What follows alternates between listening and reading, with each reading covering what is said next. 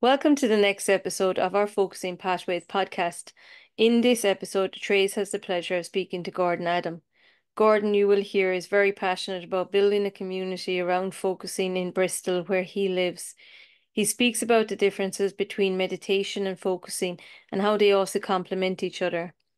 Gordon shares his experience in partnership dynamics and his love for TAE and how we can support each other while exploring our own individuality. It is also very clear that Gordon's other great love is focusing with poetry. He offered workshops during the lockdowns in 2020 and continues to do so today. We invite you to be present and to listen to Gordon's story and how focusing has supported him throughout his life.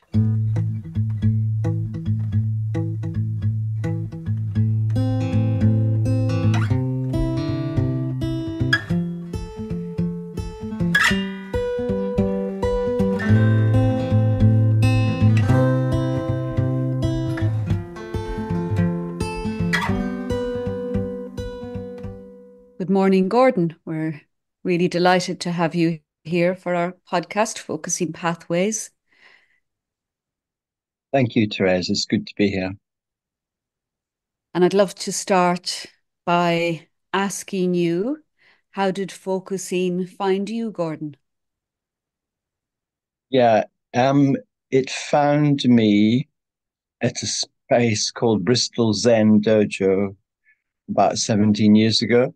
So I've been part of a meditation group, Bristol Insight Meditation group. And someone in the group decided that focusing, which he'd learned on a psychotherapy training, would be a good adjunct for the group. So he organized, I think it was just a half-day workshop, introductory workshop, in the space where we held our meditation group meetings. And I went along, not really knowing what focusing was. And I volunteered for a demonstration. And the demonstration was my experience was very remarkable and unexpected. It was quite cosmic, and I actually had to censor what I was saying because I thought people will think I'm a bit crazy if I actually say what I'm experiencing. It was like I was moving through space at a great speed, and it was a very unusual focusing experience, but it got me into focusing. I thought I want more of this. Mm. And how was that first experience of focusing different to your experience with meditation? Um, well, that first it was completely different. I never had anything like that with meditation.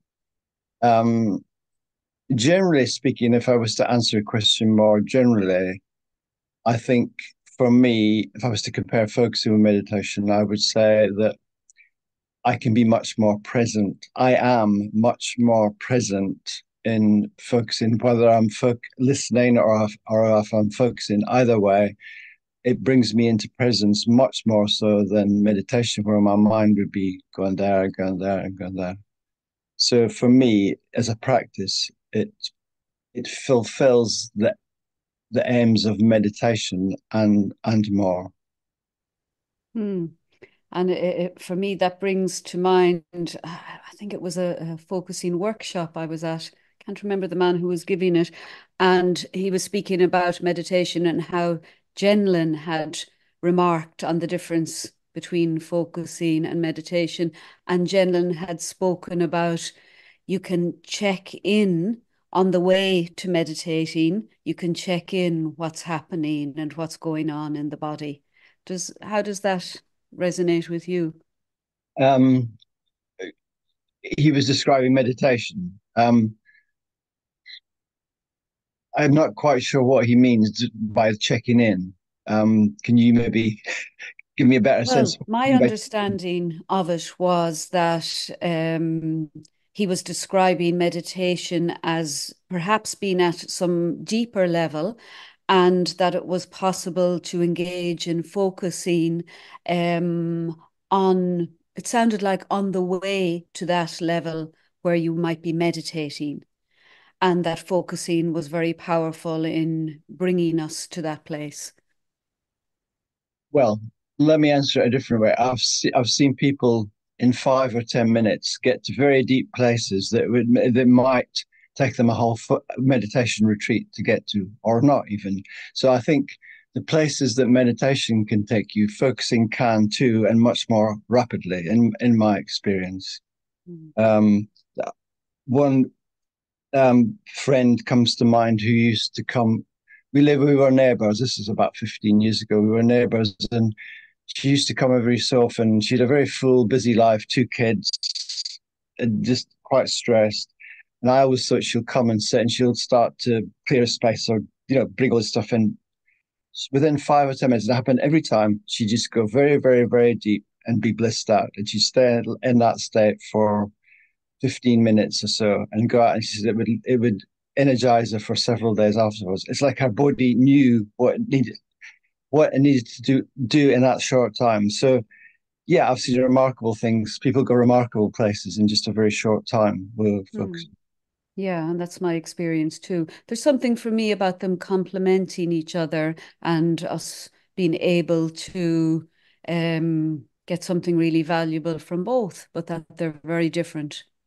Yeah, I rarely meditate on my own now, but I enjoy meditating in a group. I think there's something special about a group sitting together in silence. I really enjoy that. Or in fact, a group just being together in silence, because I run retreats, and being together in silence is an important aspect of the retreats. In fact, I lead walks as well for a meditation group, and we always have about 45 minutes silence in the walks, because you can take in the surroundings more, and it feels really nice to be with others, but to be with them in silence. Yeah. Either doing or non-doing in silence. Yeah, I really get that. And something for me in what you say too about I suppose the power of focusing with another to bring somebody to that place where you may not get to necessarily meditating on your own. So being with another person in a focusing way. Yeah. So Peter Gill, in an article he wrote some time ago, he's a friend of mine, and just a little plug, he's just brought out a new book, The Way of Curiosity, which is very good. Anyway, I picked up on something he wrote in an article years ago, just talking about Buddhism and focusing. And he said, it's my belief that some processes need another person to be present in order to happen, i.e., I can't do this process on my own. And I would take it even further. And there are some processes that need group witnessing in order to happen also. So I think we are interactive beings, and some things we just need other people to be there for us in a particular way, which is the focusing, like listening, companioning sort of way, like non-judgmental, just supportive listening can enable all sorts of things to happen. Once you add an extra person in, something radical changes. Yeah. I really get that. And even as I hear you say that, I can really feel the response in my body to that. So Gordon, can I come back to your first experience of focusing back then and where that brought you? What happened then after you had that really powerful cosmic experience?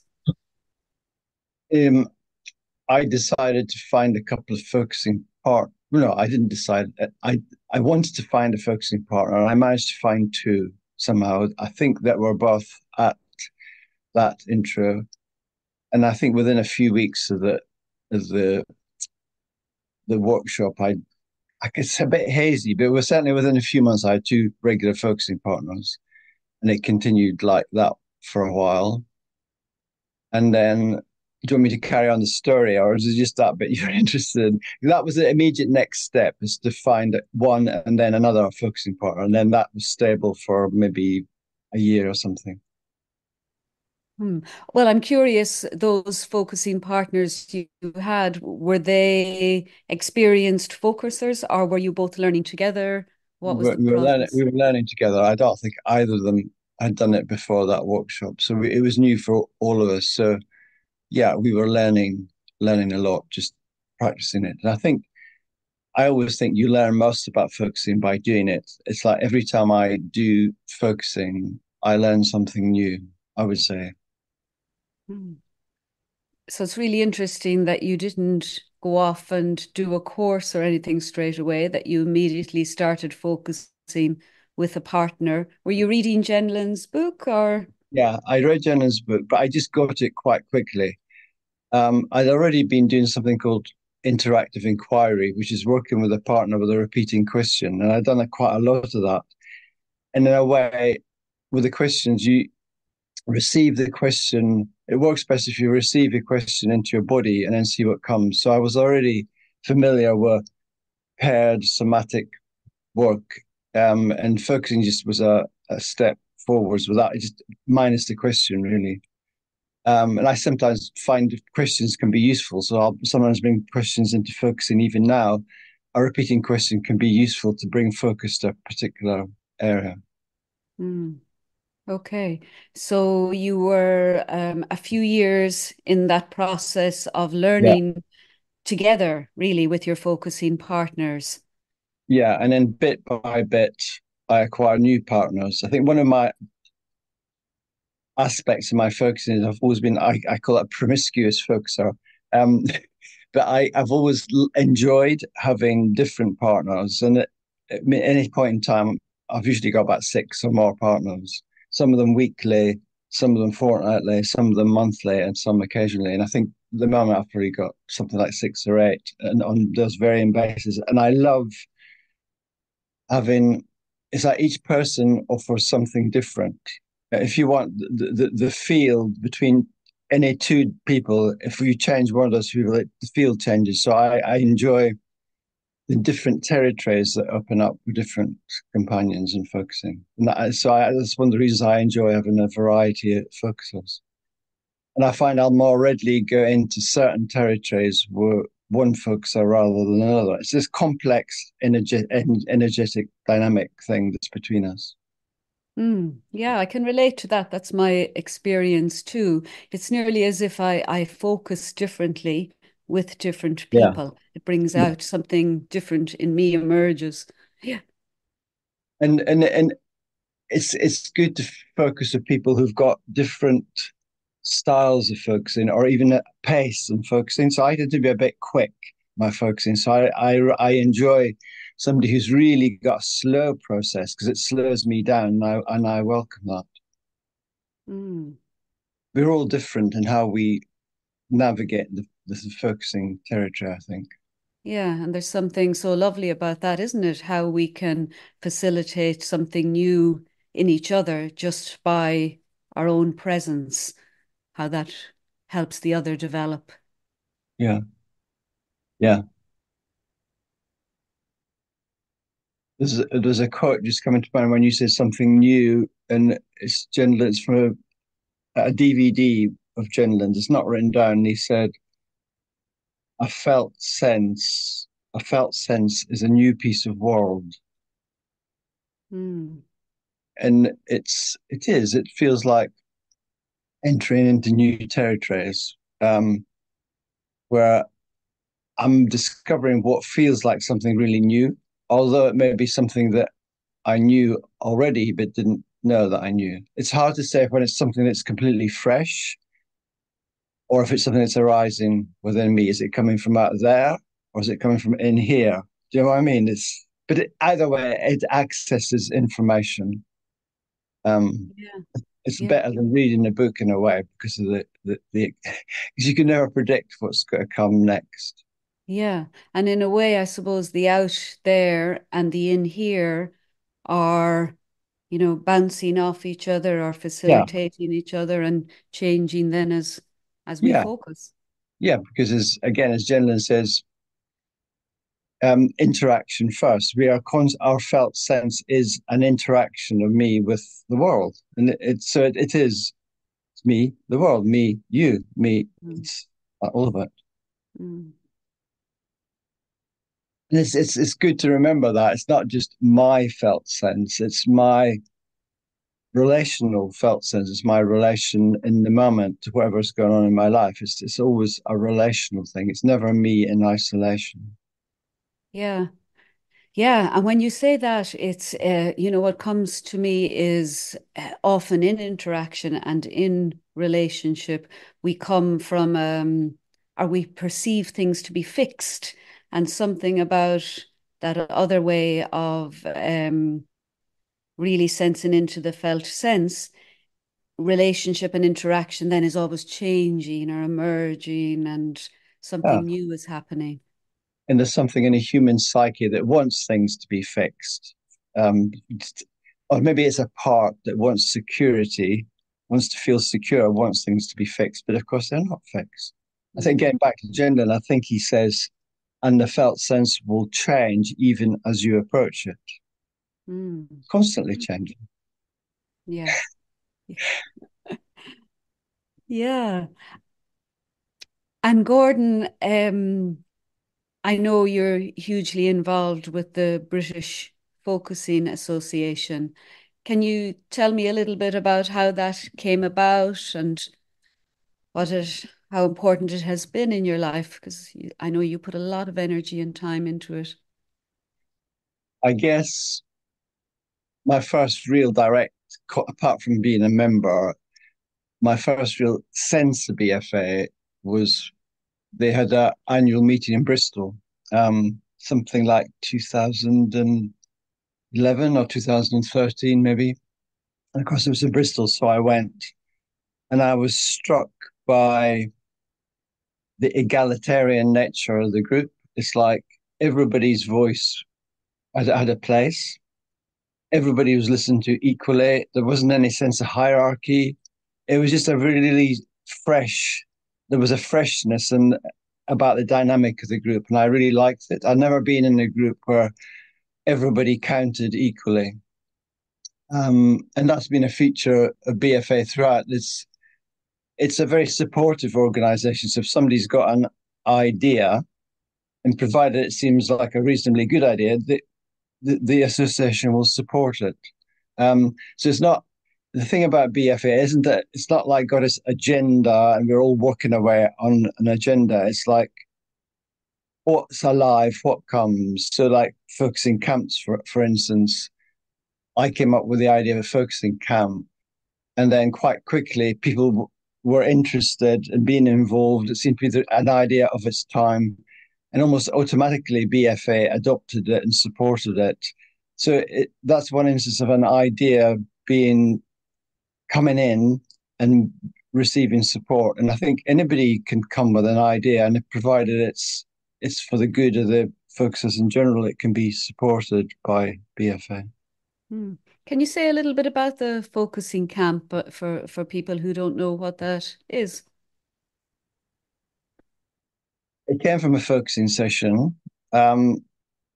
We had it. We got into tribe, a sense of tribe. Something about my partner had a sense of a longing for being in the tribe, and then it went. I said the time that I most felt after the focusing. I said the time that I most felt in the tribe was on this camp I went to called the Buddha Dharma Sangha camp in Devon, and I went in 2003. It was the third time the camp had happened, and there were 60 people. And at the end of a week camping, I had interacted with every person, and the group. There were kids there as well as a community camp, and it was just for me it was life changing. It was just exactly the right thing at the right time. That number of people taking care of each other, supporting each other, being a little tribe or community. And it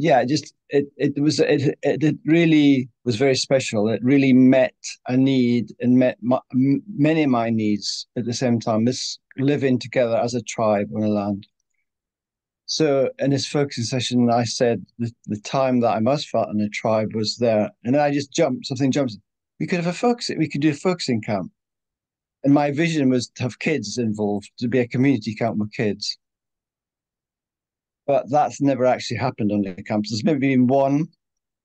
There's twice been a teenager has come, but otherwise it has never taken off in the same way as that camp. And I think kids enrich it. When I first went on that BDS camp, I was a bit unsure about the kids, but the kids really add to there's times when the adults and kids are together, and there's times where the adults go off and do their practice where the kids have got like stuff that's organized.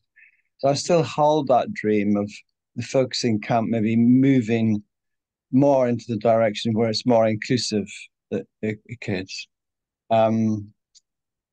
Yeah, and it remains open because I think this time there are two young children coming. I think a 3-year-old and a 5-year-old, so we'll have a better child presence. Mm. And the camp then it's always been limited to 40 people for some logistical reasons, but also a sense of wanting to keep it as a tribe. Like the next level up might be a focusing school, which is more conferencey oriented. It's in a building, and there's maybe 100 people, and then you've got focusing conference, which has got several hundred people. They don't. For me, there's this thing about tribe. There's something about tribe size that I like, and it works. The camps have been that number, typically 30 to 40 people, and there is a good sense of community, and there are checking rounds. It's not, you can sit in a circle for one thing. If you've got 40, you can sit in a circle, you can see everybody's faces. Once you get to bigger numbers, that just becomes impossible. There's something about being able to sit in a circle, be seen, be heard. There's something magic about that. I've gone on a bit about that, but I'm very keen about community and its different levels, as you know. Yeah, and that's just what I was going to remark on, because I know that how important community is to you, and how nearly everything you do with focusing is connected somehow to developing that in some way, isn't it? With the changes group that you've been involved in for such a long time. Will you say a little bit about that and how it emerged and how you've managed, how it has lasted so long? Well, the group actually started after that introductory workshop. We collectively we agreed to continue to meet once a month. And initially it was Lawrence who arranged the workshop. He facilitated the group for a year or two. Then he got fed up doing it, so I took it on. And something like 2008 or 9 or something. And I've just kept it going, and it's part of Bristol Insight Meditation Group. So none of the group activities charge any money. So in a way, that's good politically also, because the original changes group, there was no money involved. So it was like an open space where people could come and learn to listen and to focus. So that's the book. The group is that. And they do it on a donation basis because we need to have enough money to pay for the rental of the space. So I don't really make any money on it. Occasionally there'll be donations and I'll maybe make 10 or 20 quid, but it's not about money. It's about creating an open door for people to come and learn focusing. And there's, frequently new people coming. So over years, there's pretty a few hundred people have come through the group, and some stay and some move on. And I just feel that focusing is such a precious thing. And if somebody's got to do a workshop, like a weekend or even a day, it's a bit of a jump. Whereas if you can just come and it's on a donation and it's every month, it's more accessible. It makes focusing more accessible. So that's the aim of it, is to make focusing more available and accessible.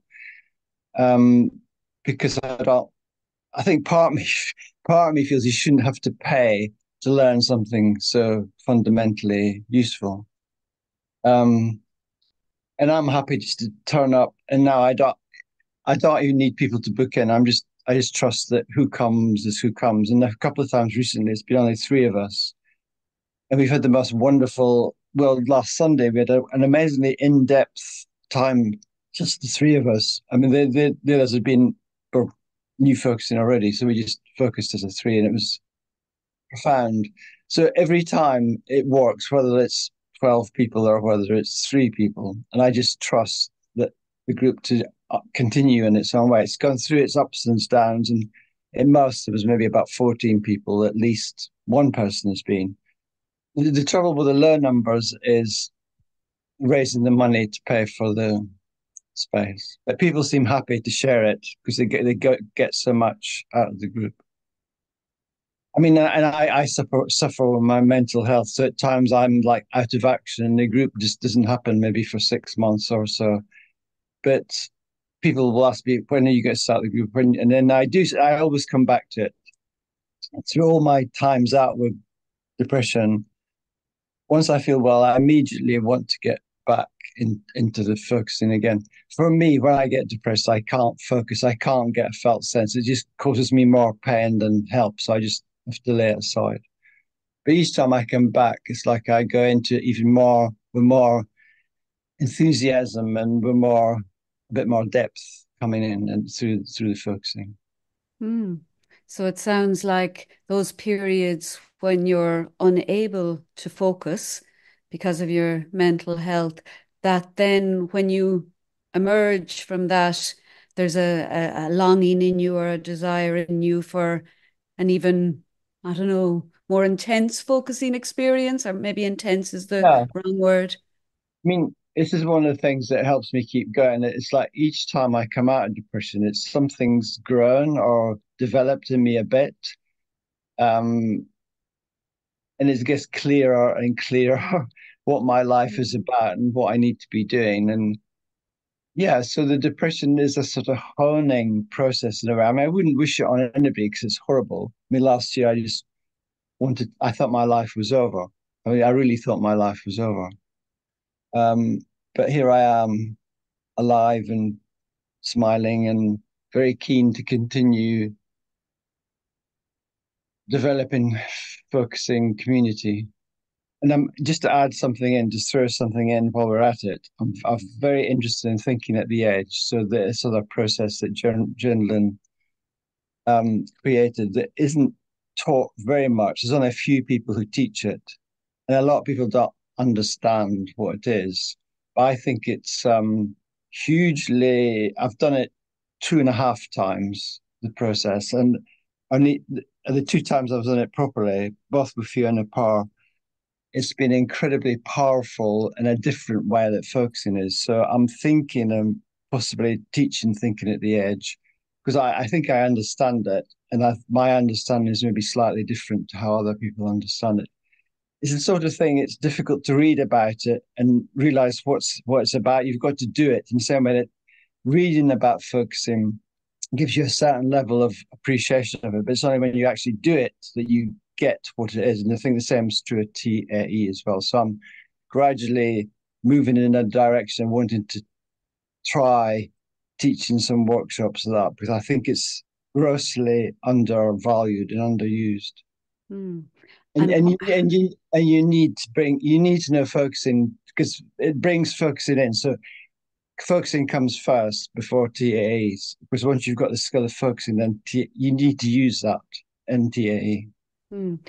And what is it about TAE that wants you to do more of it and to bring it more out into the world? How has that enriched you? If focusing is primarily about my relationship with myself, maybe my parts, and maybe my relationship with others. Thinking at the edge is more about my relationship with the world, particularly my creative relationship with the world. This is my take on TAE. It's about getting in touch with my unique creativity. I describe it as my creative core, which for me is deep in my belly. What, what, what, and that's one of the early areas of exploration, the TAE process, is to define what is it that I know? What is it that what is my creative energy about? Where does it want to go? What's it about? What's the core of it? TAE is a process for me of getting in touch with that innate creativity. And then through the stages is like, how can I bring that into the world? How can I contribute to humankind's welfare using my own creative energy? And when we did it, each time the process, it felt like I've got a nuclear reactor of creative energy inside of me. If I could only find how to bring it out and my sense is it's got to come out relationally. It's got to be something that comes into the world. So so the TAE process is paralleling my own process of development in bringing myself more into the world rather than in an introverted, more out, if that makes sense. Yeah, it really does. So there's something about it, yeah, focusing, being in here, and I'm kind of pointing inside myself, and TAE more about bringing something of Yeah, your unique take or your unique whatever wants to be expressed into the world. yeah. And Gendlin says that. He says, what is it that you know that nobody else knows? He frames it that way. But it's the idea that we're each unique. And then that means there's a unique contribution that can be made. And it's quite exciting. It's an exciting process to begin to explore that territory. Yeah, it sounds very exciting. And I think everybody on some level would like to feel that they're making a contribution, a meaningful contribution, because that engenders community as well. Also, I mean, coming back to tribe, everybody's got a role, everybody's got a contribution to make, and not that it's enforced upon them, but it's what they're engineered to do, or what their biology or their psychology is. And the idea is that a good tribe would involve everybody to their full potential in a way. It's an ideal, but it's something that's worth pursuing, I think. Yeah, and it's a beautiful ideal, isn't it? Because it's the idea of the group or the tribe, and it's also about our unique place in that. Yeah, you're right. It incorporates both, and and so that brings it back to focusing community again. And I think that my thinking at the edge is about community. So it's the thinking at the edge for me is help clarify and validate what I'm doing already, and just with some slight refinement. But when I did the process with Fiona. I think it was in 2011 in Cornwall. It was a weekend. I came away with you find a core phrase and a core word. So my phrase was people. My phrase was people connecting with each other is the most important thing. And I used to refine it down to one word, and the one word was connecting. So a lot of the weekend was exploring what connecting meant for me. Fast forward to lockdown 2001 on Zoom, I did a process with Fiona again. And that's where I met Tom Larkin, and we were partners for the TAE process, and have continued to meet since then. It was the same thing, but there was one added word. It was soulful connection.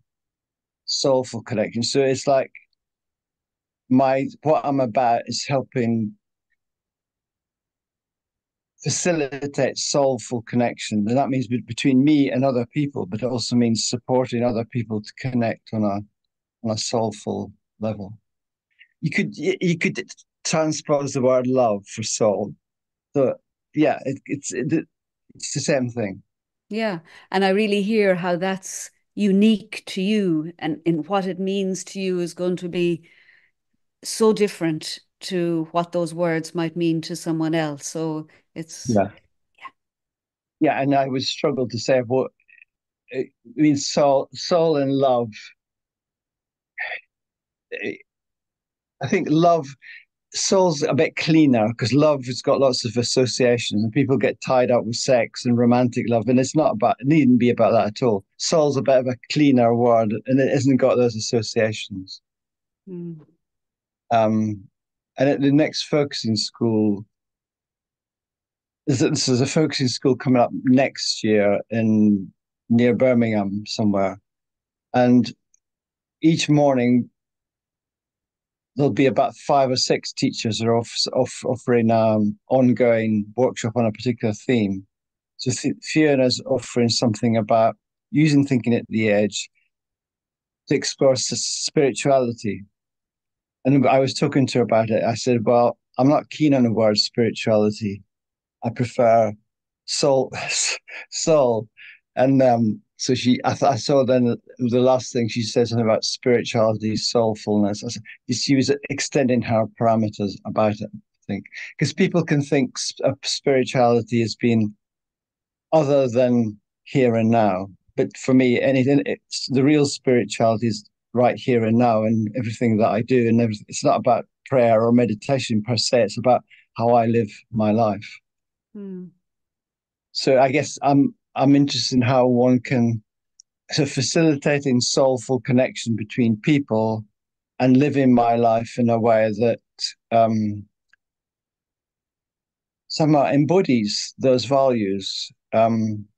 Like Peter Gill, his website is Living Focusing, and that's deliberate. It's living focusing. It's bringing focusing into my life, and that the more I focus, the more I live my life in a felt sense guided, oriented way.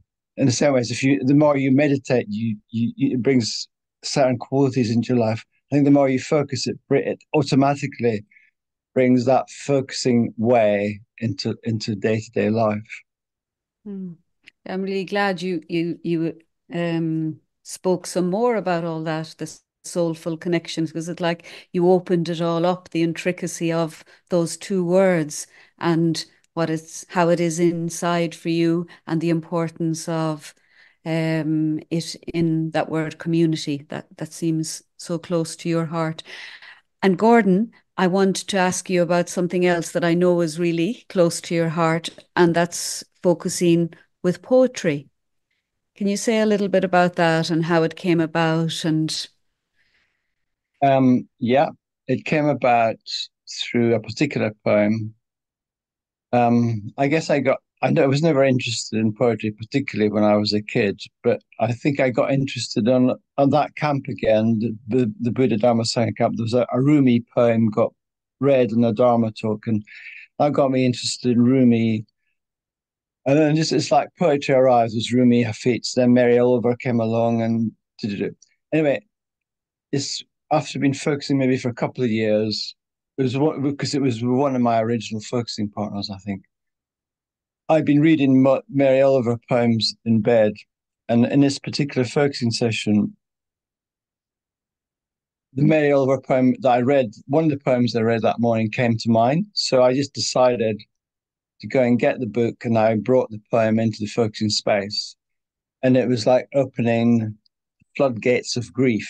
It just was a great outpouring of grief. And my mind had no idea what was going on.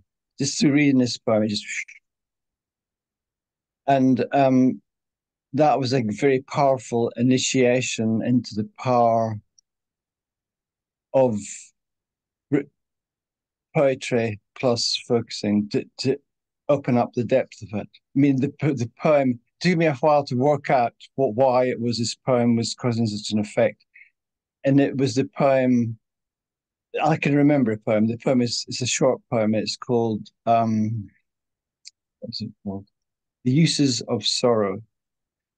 And then in brackets it says, in my dreams, I dreamt this poem. And it goes, someone I loved once gave me a box full of darkness. It took me a long time to realize that this too was a gift.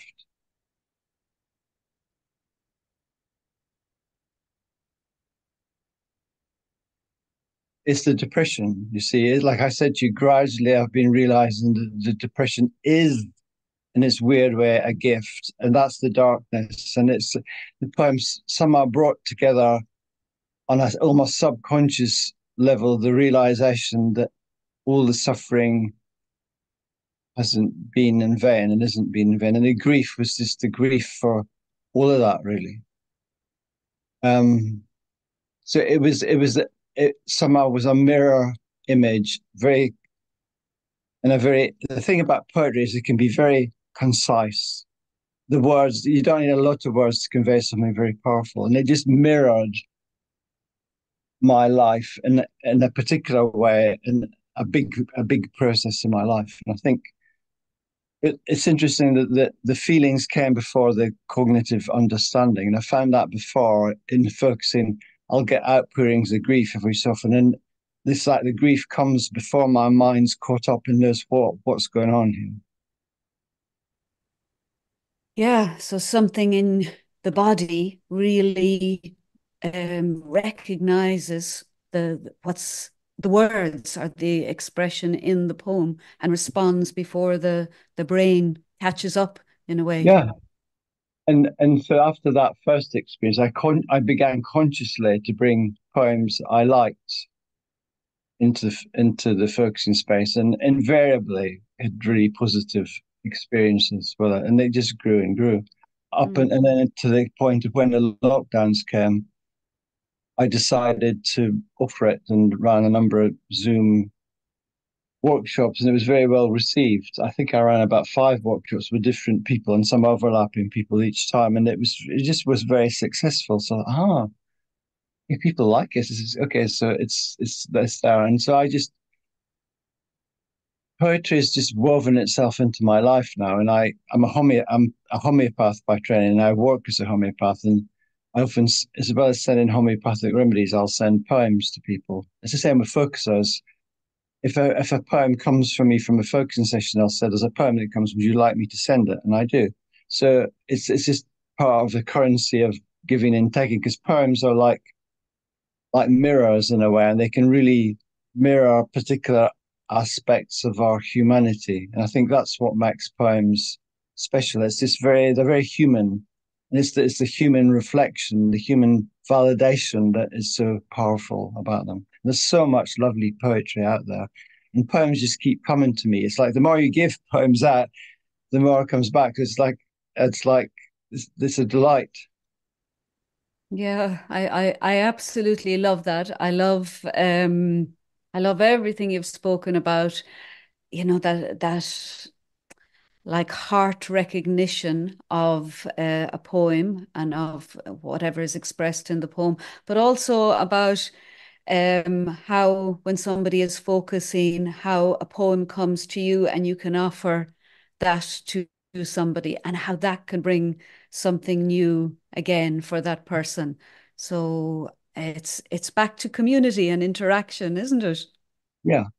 And back to love in a way, because what's love? I mean, for me, love is about acceptance, and just letting things be as they are. It doesn't mean you don't do anything about it. You can love things and still take action, but it's just a willingness to receive people, to receive things, just to be grateful in a way for the richness of everything, and bringing that into life. So you could call it living love. I mean, love in action. It's like that's an edge of exploration for me. Is what does that mean? Love in action. Mm. And it occurred to me from our recent exploration with the building community for IFN that there's just in our triad, I got a sense of the potential energy that's waiting for somewhere to go. It's a loving energy. It's waiting for somewhere to go. So I suddenly got a sense of community. Oh, like so community could not just be about people getting something from community, but also it's about people giving something to community as well, like giving and receiving love, support, whatever it is. It's a two-way thing, and it made me more excited. It gave me a slightly changed insight about community as a loving space and a place where people can give and receive both. Mm. And there's a lovely balance in that, isn't there? Yeah. There's a And that's a bit like the poetry. It's giving and receiving. It's a flow. Mm. So I still sense that focusing community has got potential beyond my imagination. I just sense that I can't give details of it, but my sense is it's got potential that is yet to be realized. Mm. It sounds like that's a real edge for you to explore right now, Gordon. Yeah, it has been for a long time. When I did my practitioner program with Peter Afford, my thing was about introducing people, focusing locally towards supporting a local focusing community. So the community thing was already there right from the beginning. Mm. and intuitively, instinctively. And the more I do it, the more I'm realizing, oh, that could happen in community. That could happen in community. And I think one thing that happens in community is belonging. And I think all of us, to some degree, are looking for some belonging. And so I think it's very important, like for society as a whole, to have places where you can belong, or feel you belong, and feel you've got something to contribute. Yeah, yeah. I guess the church fulfilled that for a lot of people for a long time, but I don't think it does to any great extent now. Although some people still get that from a Christian, say, community, but I think for most people, they haven't got. A lot of people don't have any community or sense of belonging. Yeah, yeah. Thank you. So we're coming to the end of our time, Gordon, and I'm wondering, is there anything else that feels that it wants to be expressed? Anything else alive in you right now? Yeah, I think the thing that wants to be expressed is gratitude. Gratitude to, well, Eugene Gendlin for presenting focusing in a very doable way. Thank you to who was behind him, Carl Rogers, who often gets neglected because Carl Rogers brought the whole listening side of focusing in. And all the people that teach focusing that have passed it on to Chris Wilson, who was the guy who I learned from, well, who did that introductory workshop, Fiona Parr, my focusing teacher, Peter Afford, my focusing teacher, Peter Gill, my long-time focusing partner. It's just there's lots of thank yous everywhere. So my final expression is to thank everything and everybody that's helped me to get to this place and help that I am in now, and all my other focusing partners as well. And thank you for inviting me on this podcast and giving me the opportunity to feel different feelings and put words to different things that feel important. I used to think that focusing was just like a hobby, but this was the rational side. You should be doing something proper. You should be earning more money, because I don't earn much money on focusing at all. But it's more than a hobby. It's just like it's a passion. It's something. It's of value and of meaning, and of its time. I think so. It's yeah. I'm grateful to be involved in all of that. And I really hear the passion in how you speak about focusing, Gordon, and our gratitude to you for coming and talking about all of this today. And thank you so much for joining us. It's been an absolute pleasure. Thank you. I've enjoyed it too. Thank you for asking me.